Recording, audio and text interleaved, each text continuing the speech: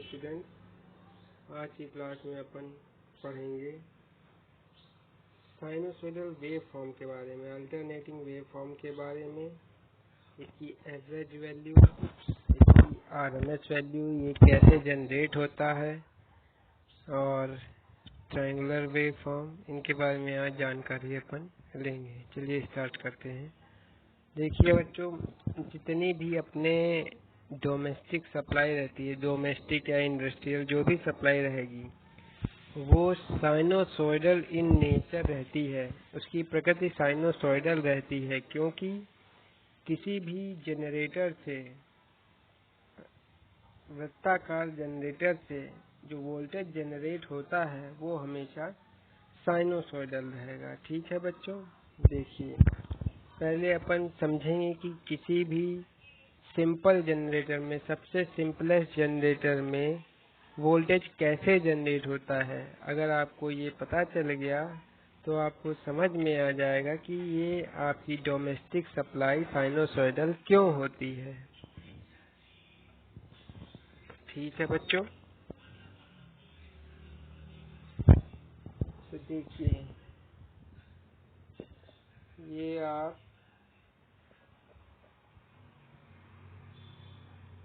Simple generator में जो सबसे साधारण जनरेटर होगा उसमें दो पोल्स होंगे। पोल्स मतलब मैग्नेटिक पोल। मैग्नेटिक पोल जैसे कि चुंबक में उत्तरी ध्रुव और दक्षिणी ध्रुव होता है बच्चों, वैसे ही जो सिंपल जनरेटर होगा उसमें एक नॉर्थ पोल होगा, एक साउथ पोल होगा और एक कॉइल होगी। कॉइल कैसी? कंडक्टर की, किसी भी कंडक्टर की कॉइल होगी। जनरली वो कॉपर की रहती है। तो इसकी कॉइल को, ये कॉइल है, इसको आपने सामने से फ्रंट व्यू है, ये आपका फ्रंट व्यू है, ये आपका टॉप व्यू है। ठीक है बच्चों, तो अभी अपन पहले वाले को डिस्कस करते हैं। देखिए बच्चों, जैसे आपने इस कॉइल के दो कंडक्टर कौन से हैं जो मैग्नेटिक फील्ड में हैं, एक ये है, एक ये है।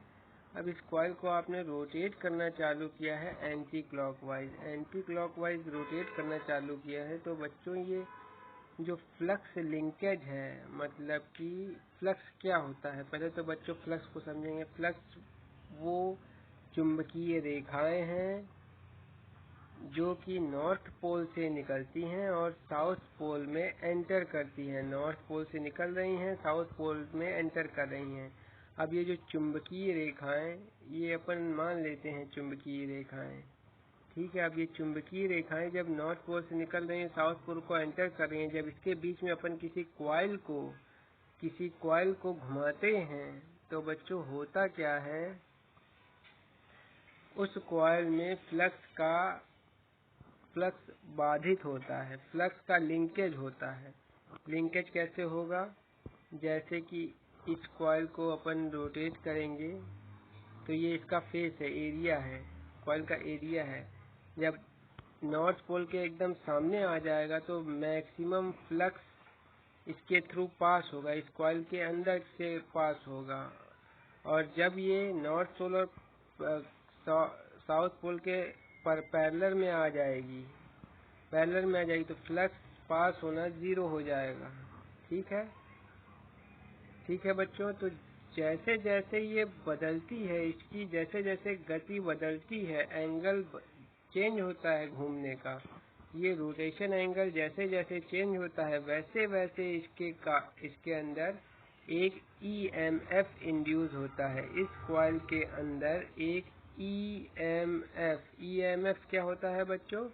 ईएमएफ बोले तो इलेक्ट्रोमोटिव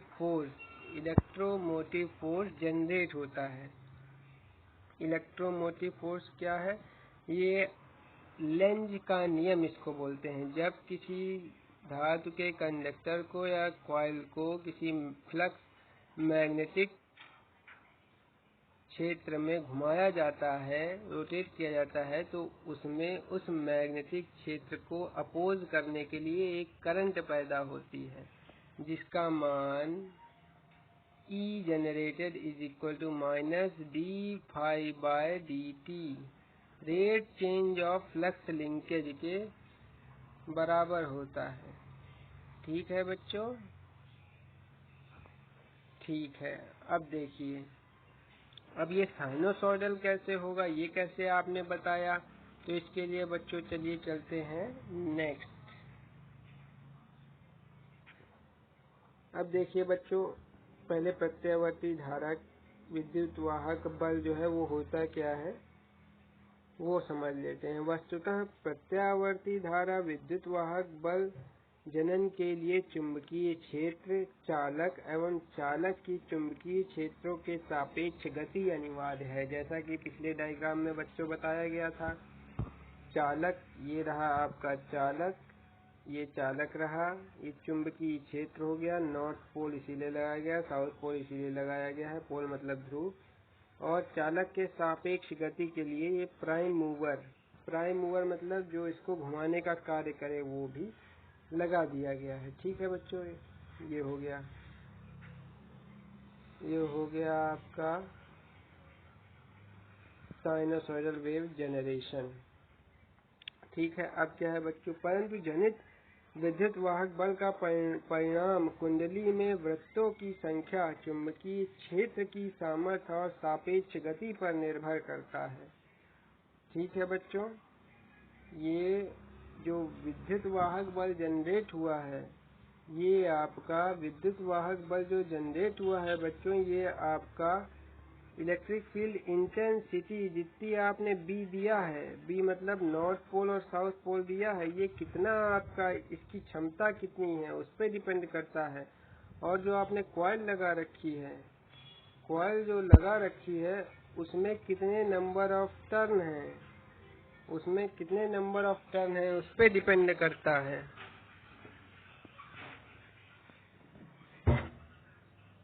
और डिपेंड करता है सापेक्ष गति कितनी, रोटेशन उसकी स्पीड क्या है, स्पीड ऑफ रोटेशन क्या है, नंबर ऑफ टर्न्स एक साइकिल में कितने लगा रहे हैं उस पे डिपेंड करता है बच्चों, जो आपका इधर वोल्टेज जनरेशन है। ठीक है बच्चों, अब ये कैसे साइनोसॉइडल हो जाता है, चलिए ये एक्सप्लेनेशन देखते हैं। देखिए बच्चों, ये मान लीजिए ये रहा आपका कंडक्टर, ये रहा आपका कंडक्टर, ये रहा आपका कंडक्टर। अब ये कंडक्टर मान लेते हैं पहले यहाँ पे था। ठीक है, अब ओमेगा से, एंगुलर वेलोसिटी ओमेगा रेडियन पर सेकंड से आप इसको घुमा रहे हैं, ओमेगा रेडियन पर सेकंड से घुमा रहे हैं। घूमते घूमते कुछ समय बाद, मान लेते हैं वो समय t है, टाइम t के बाद ये थीटा डिग्री मूव कर गया है, थीटा डिग्री मूव कर गया है। तो बच्चों थीटा की वैल्यू क्या होगी, थीटा की वैल्यू क्या होगी, थीटा की वैल्यू होगी चाप बराबर कोण गुणे त्रिज्या। तो थीटा की वैल्यू होगी, अपन को वेलोसिटी पता है, एंगुलर डिस्प्लेसमेंट निकालना है तो टाइम से मल्टीप्लाई कर देंगे। ठीक है बच्चों, तो थीटा इज इक्वल टू हो जाएगा ओमेगा इंटू टी। ठीक है बच्चों, ये तो पता चल गया। अब क्या हुआ, अब थीटा की वैल्यू पता है। अब अगर ये इसका पीक वैल्यू मान लेते हैं, उस वोल्टेज का पीक वैल्यू V है, पीक वैल्यू V है, तो बच्चों ये नीचे जो आया है ये क्या हो जाएगा, V cos थीटा। ठीक है, और जो परपेंडिकुलर जो है वो क्या हो जाएगा, V sin थीटा हो जाएगा। ठीक है बच्चों,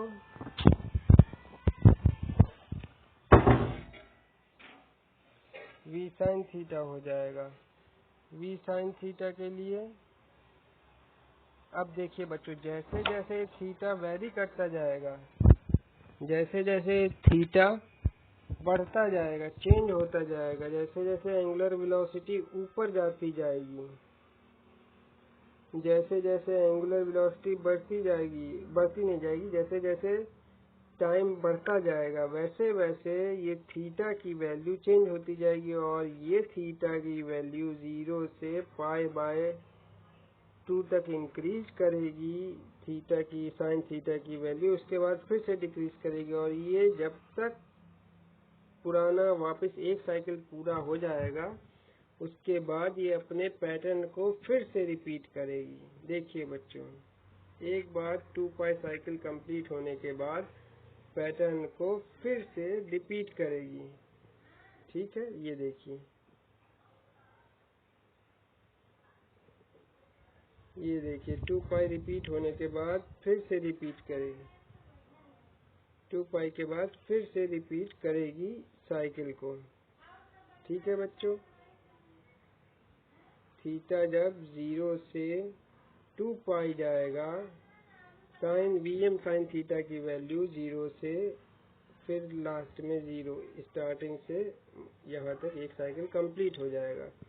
ठीक है, आप रोटेशन आप बढ़ा सकते हैं, आप कंटिन्यूस रोटेट कर सकते हैं, उसको कंटिन्यूस रोटेट करते जाएंगे तो साइन वेव टाइम के साथ जनरेट होता जाएगा। यही कारण है बच्चों, जो मशीन आपने जितने जनरेटर देखे होंगे, जितनी मोटरें देखी होंगी, सब आपके सर्कुलर शेप में होंगे। जनरेटर मोटर जो है सारी सर्कुलर शेप में होंगी और इससे जो जनरेट होता है जिस टाइप का वेव, वो हमेशा साइनोसॉइडल रहता है। इसीलिए साइनोसॉइडल वेव फॉर्म की आपको बहुत अच्छे से जानकारी होना बहुत आवश्यक है। ठीक है बच्चों, देखिए ये इक्वेशन में कैसे इसको लिखेंगे, जो आपने ये साइनोसॉइडल वोल्टेज जनरेट हुआ है इसको अपन इक्वेशन में कैसे लिखते हैं। देखिए, n मानते हैं, यदि n चुंबकीय कुंडली में वृत्तों की संख्या है, मतलब नंबर ऑफ टर्न्स कॉइल में कितने नंबर ऑफ टर्न्स है वो n है। फाई क्या है, फाई मैक्स कुंडली में साथ अधिकतम गुथित अधिकतम फ्लक्स मतलब मैक्सिमम फ्लक्स लिंकेज है। Phi max maximum flux linkage, सबसे ज्यादा कितनी चुंबकीय रेखाएं उसके अंदर से गुजर रही हैं, वो है बच्चों फाई मैक्स। ओमेगा क्या है, ओमेगा है एंगुलर वेलोसिटी। थीटा टाइम के साथ theta is equal to omega T, ये पहले अपन देख चुके हैं। थीटा एंगुलर डिस्प्लेसमेंट है, टाइम टी है, तो ये आपको बताया था लेंज का नियम। लेंज का नियम है वो अपने जिसके कारण उत्पन्न होता है उसी को अपोज करने की कोशिश करता है। तो बच्चों, वोल्टेज किसके कारण पैदा हुआ, वोल्टेज पैदा हुआ फ्लक्स के कारण। अब फ्लक्स के कारण वोल्टेज पैदा हुआ तो इस डायरेक्शन में वोल्टेज पैदा होगा कि फ्लक्स को अपोज कर सके, इसलिए माइनस साइन दे दिया। ठीक है बच्चों, ठीक है। अब फ्लक्स कैसे चेंज हो रहा है, फ्लक्स कैसे चेंज हो रहा है, फ्लक्स कैसे चेंज हो रहा है बच्चों, वो साइनोसॉइडल वेव फॉर्म में चेंज हो रहा है, साइनोसॉइडली चेंज हो रहा है। वो चेंज हो रहा है पाई एम कॉस ओमेगा टी के फॉर्म में अपन मान लेते हैं। अब इसको डिफरेंशिएट जब करेंगे, कॉस का माइनस साइन थीटा होता है, माइनस माइनस कट जाएगा, N pi M omega sine omega T is equal to E max sine omega T. इसको अपन इन टर्म को कंबाइन करके ई मैक्स मान लेते हैं। ठीक है बच्चों, ई मैक्स साइन ओमेगा, क्योंकि ये सारे कांस्टेंट हैं। तो वेव फॉर्म जो आपकी आ गई है, ये एक सर्कुलर शेप के कारण जो वेव फॉर्म जनरेट हुआ है अपना कंडक्टर में, इस कंडक्टर में जो वेव फॉर्म जनरेट हुआ है वो किस वेव फॉर्म, किस टाइप का है वेव फॉर्म इस कंडक्टर में, ई मैक्स साइन ओमेगा टी के फॉर्म का है। ठीक है बच्चों, इसी को बोलते हैं साइनोसॉइडल प्रत्यावर्ती धारा। साइनोसॉइडल क्योंकि फंक्शन साइन ओमेगा टी के टाइप का है, प्रकार का है। प्रकृति किसकी, साइनोसॉइडल है, मतलब कि ऐसे साइनोसॉइडल है। ठीक है बच्चों, अब इसके अलग अलग टर्म्स देखेंगे। इसका टाइम पीरियड के बारे में पढ़ेंगे अपन, टाइम पीरियड क्या होता है, फ्रीक्वेंसी क्या होती है, इसका साइकिल क्या होता है, इसकी एवरेज और आरएमएस वैल्यू के बारे में आगे पढ़ेंगे। ठीक है बच्चों, ये हो गया। अब पढ़ते हैं अपन, अब इसके कारण करंट कैसी होगी। अगर इसको सर्किट में अगर अपन कोई लोड लगा देते हैं तो फिर करंट आपकी I max sine omega T के टर्म में हो जाएगी। अब देखिए बच्चों, एक साइकिल क्या होता है। चक्र जिसको बोलते हैं, हिंदी में चक्र बोलेंगे, नहीं तो एक साइकिल।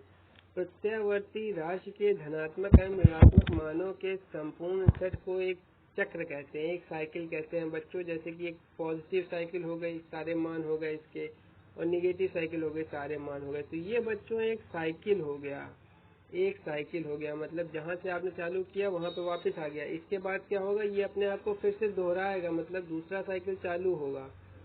साइकिल मतलब जहाँ से चालू, साइकिल मतलब ये रहा, ये साइकिल हुआ, यहाँ से चालू किया अपन ने, यहाँ चालू किया तो फिर घूम के यहाँ पे आ गए, तो ये एक साइकिल हो गया। उसी तरह साइनोसॉइडल कम्प्लीटली एक साइकिल हो गया, यहाँ पहुँच गए, फिर दूसरा साइकिल हो गया, यहाँ पहुँच गए। ठीक है बच्चों, ये एक साइकिल हो गया। ठीक है, जैसे कि ओ से लेकर एक साइकिल हो गया, ए से बी तक दूसरा साइकिल हो गया, और ओ से ए बी तक दो साइकिल हो गए। ठीक है बच्चों, अब आगे बढ़ते हैं। आगे है आयाम। आयाम मतलब बच्चों एम्पलीट्यूड। एम्पलीट्यूड का मतलब वो कितना मैक्सिमम बढ़ सकता है, उसकी मैक्सिमम वैल्यू कितनी है, वो है एम्पलीट्यूड। जीरो से कितना मैक्सिमम वैल्यू वोल्टेज की जा रही है। इस केस में कितना एम्पलीट्यूड हो गया इसका, Vm बच्चों, Vm एम्पलीट्यूड हो गया इस केस में, क्योंकि Vm से ज़्यादा वोल्टेज बढ़ नहीं रहा है, इसलिए एम्पलीट्यूड उसका Vm हो गया। चलिए इसकी भाषा क्या होगी, प्रत्यावर्ती विद्युत वाहक बल के अधिकतम मान चाहे वह धनात्मक हो या ऋणात्मक हो आयाम कहलाता है। ठीक है बच्चों, चाहे ये मैक्सिमम वैल्यू इधर हो चाहे इधर हो। ठीक है, वैसे साइनोसॉइडल वेव फॉर्म अगर आपका होगा तो पीक वैल्यू बराबर रहती है प्लस माइनस में। ठीक है, तो आयाम आपका बराबर रहेगा। अब है आवर्तकाल। आवर्तकाल मतलब बच्चों टाइम पीरियड। टाइम पीरियड मतलब एक साइकिल को कंप्लीट करने में उसको कितना समय लगा, कितना समय लगा, वो उसका आवर्तकाल कहलाता है। ठीक है बच्चों, वो उसका आवर्तकाल कहलाता है। प्रत्यावर्ती राशि द्वारा एक चक्र में पूरा करने में लिए गए समय को आवर्तकाल अथवा कालावधि कहते हैं। इसे T से प्रदर्शित करते हैं। यदि एक प्रत्यावर्ती राशि एक सेकंड में 50 चक्कर पूर्ण करती है तो उस प्रत्यावर्ती राशि का आवर्तकाल 1/50 होगा। ये ऐकिक नियम है बच्चों, सिंपल सा ऐकिक नियम लगा के, जैसे आपको अगर पता है कोई प्रत्यावर्ती राशि एक सेकंड में 50 साइकिल कर रही है, जैसे नॉर्मल फ्रीक्वेंसी जो अपने घर में रहती है एक सेकंड में 50 साइकिल की होती है, एक सेकंड में 50 साइकिल कर रही है, तो एक साइकिल करने में एक सेकंड में 50 साइकिल कर रही है, तो एक साइकिल करने में कितना समय लगा, 1/50 इक्वल टू 20 मिली सेकेंड आएगा बच्चों। मतलब घर की जो आपकी साइनोसॉइडल सप्लाई है वो एक बार प्लस से माइनस कंप्लीट करने में टोटल 20 मिली सेकेंड लेती है बच्चों। ये बहुत कम समय है, ये बहुत कम समय है, और 20 मिली सेकेंड में ये 2 बार जीरो को क्रॉस करती है, मतलब 2 बार बुझती है जलती है। ट्यूबलाइट आपकी 2 बार बुझती जलती होगी 20 मिली सेकेंड के अंदर, पर ये इतना कम समय होता है कि हमारी आंखें इसको देख नहीं पाती हैं। ठीक है बच्चों, इसीलिए आपको हमेशा जलती हुई दिखाई देती है ट्यूबलाइट। ठीक है, अब उसके बाद आवृत्ति। आवृत्ति मतलब फ्रीक्वेंसी। फ्रीक्वेंसी ये बहुत इम्पोर्टेंट टर्म है और ये बहुत अच्छे से क्लियर होना चाहिए। कोई प्रत्यावर्ती राशि एक सेकंड में जितने चक्र पूरे कर लेती है वह उसकी आवृत्ति कहलाती है। इसे F से प्रदर्शित करते हैं। इसका मात्रक SI यूनिट में हर्ट्ज होता है, HZ लिखते हैं, हर्ट्ज होता है। देखिए एक सेकंड में वो कितने साइकिल पूरा कर रही है, एक सेकंड में जितने साइकिल पूरा कर रही है वो उसका हर्ट्ज कहलाता है। ठीक है बच्चों, उसकी फ्रीक्वेंसी कहलाती है। अब फ्रीक्वेंसी F से डिनोट करते हैं, F = 50 हर्ट्ज। जैसे घर में 50 हर्ट्ज आता है तो क्या बता रहा है ये टर्म आपको, ये टर्म आपको बता रहा है जो आपके घर में सप्लाई दे रखी है उसमें जो साइनोसॉइडल वेव फॉर्म आपकी आ रही है वो एक सेकंड में 50 साइकिल आ रहे हैं उसके। ठीक है बच्चों, ठीक है, आवृत्ति हो गई आपका। अब देखिए कोणीय वेग और आवृत्ति में आपका क्या रिलेशन होता है। अब ओमेगा इक्वल टू 2 पाई, जैसे अगर आप नॉर्मल रिलेशन आपको हमेशा ये जुबान पे होना चाहिए, omega equal to 2 pi f होता है। ठीक है बच्चों, क्यों ओमेगा क्या है, ओमेगा है एक चक्कर में घूमा हुआ कोण, एक चक्कर में 2 पाई घूमता है, लिया गया समय t है और 1/t को अपन फ्रीक्वेंसी बोलते हैं, तो 2 पाई f हो गया ओमेगा।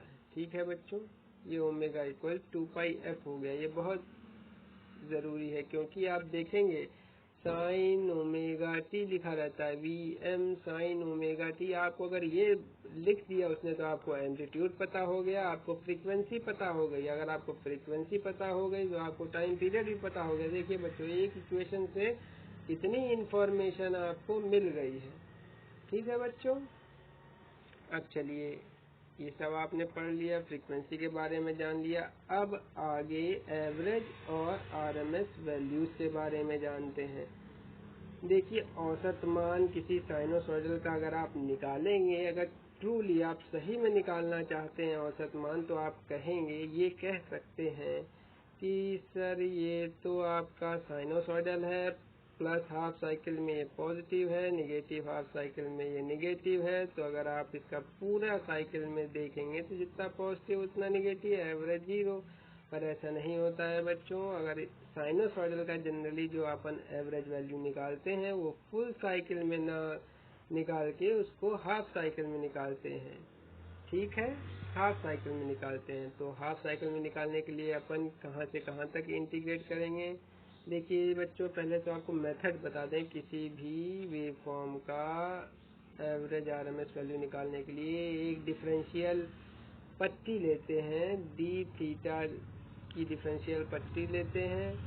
अब इसका डी थीटा की है तो कहाँ पे थी, इसके थीटा दूरी पे डी थीटा की पट्टी ले ली। अब क्या है बच्चों, ये कहाँ से कहाँ तक इंटीग्रेट करना है आपको पता होना चाहिए। 0 से पाई तक इंटीग्रेट करना है। इस जो कर्व है, जो ये वक्र है, इसकी इक्वेशन पता होनी चाहिए। तो इसका इक्वेशन क्या है, V T D theta.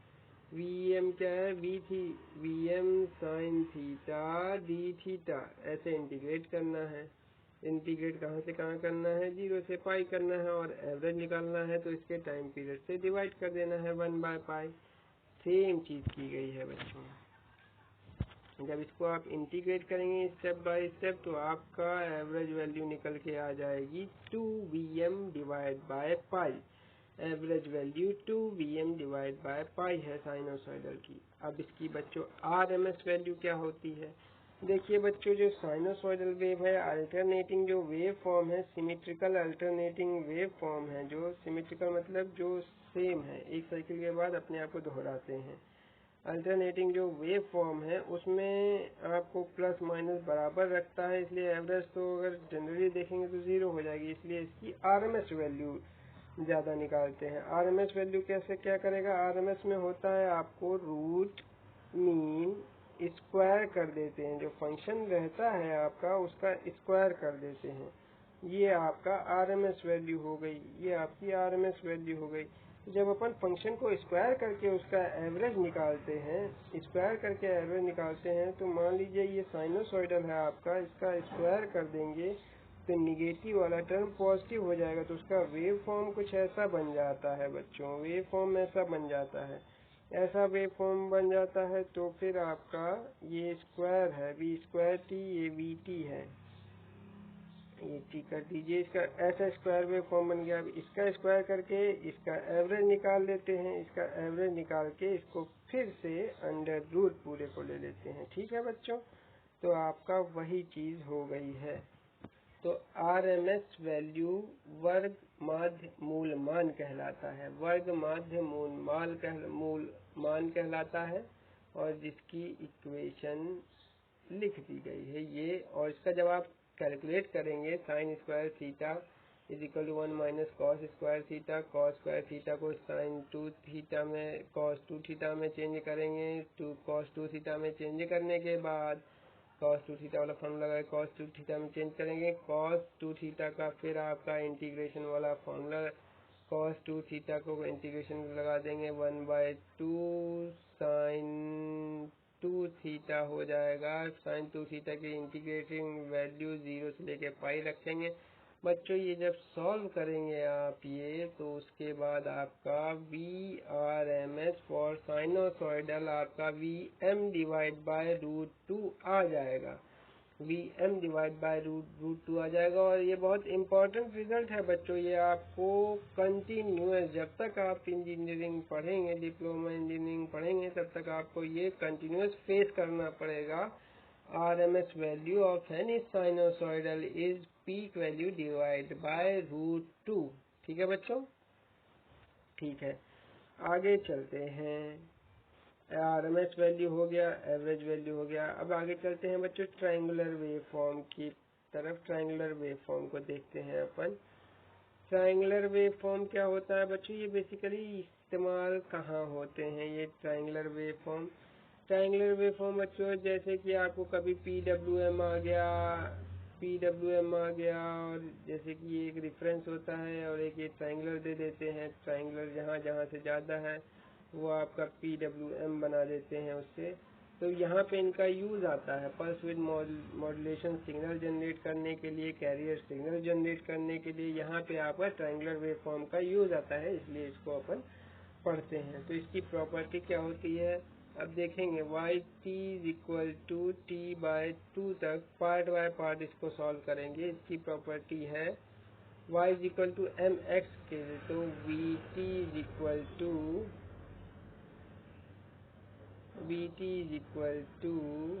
y=m into x. t m कितना है इसका, m1 है, क्योंकि Vm के बाद Vm कुछ भी कर सकते हैं बच्चों, 1 मान लेते हैं। इसकी स्लोप 145 डिग्री मान लेते हैं, तो Vt=t। अब इसके बाद क्या होगा, इसके बाद हो जाएगा आपका t=t/2 से t तक आपका हो जाएगा V=mx